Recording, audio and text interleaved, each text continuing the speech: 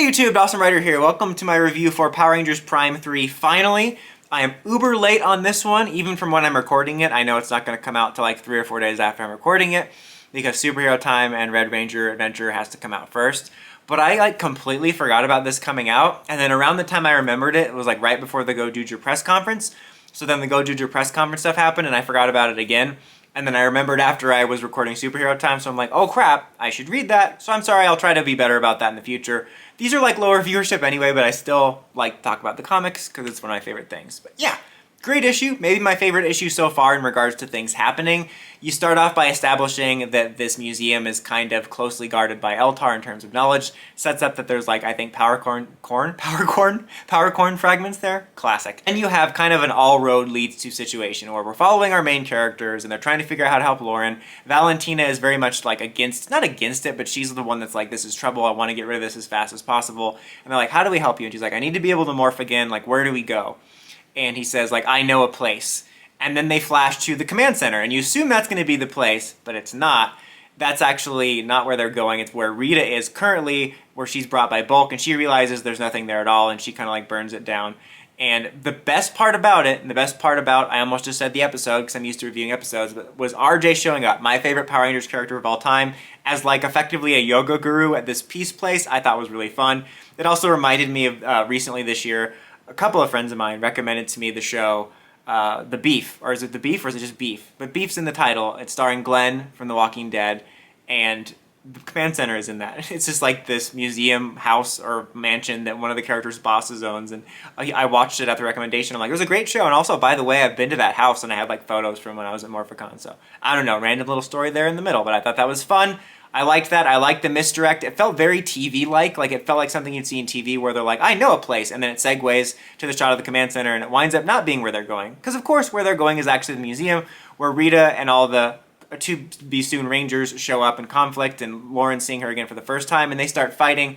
But then the authorities, you know, are on their case, and the VR troopers are on their way there, and they kind of have to make a tentative deal, and she's like, look, I can help you. We'll make an alliance briefly. I can help you Ranger up.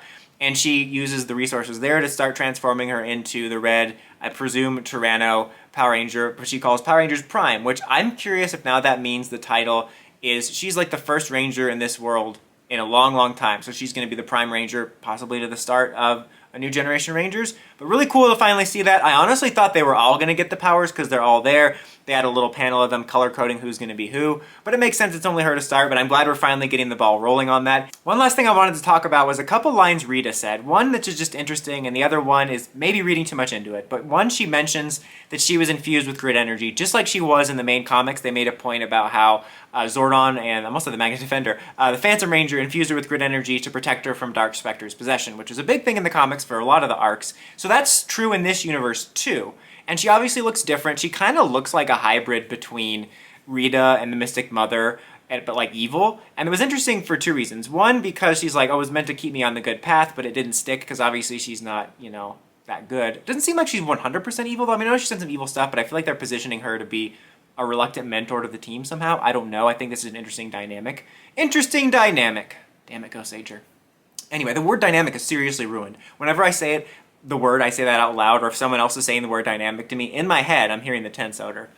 I guess that's what he meant by gotcha. As I was saying, I think that's interesting because in the comics it implied that Rita wasn't meant to be evil, which I thought was interesting. And as we see in the comic and the show timelines, she winds up becoming good as Mystic Mother after everything's said and done, kind of proving that was the case. But I thought it was an interesting direction that maybe even if she hadn't been interfered with by Dark Spectre and all that, she still would have turned out evil. I think that's interesting.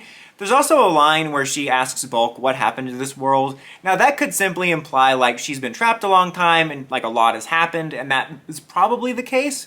But it made me wonder if this Rita is somehow a version of Rita from the comic timeline, and this world is somehow a result of the events of Darkest Hour.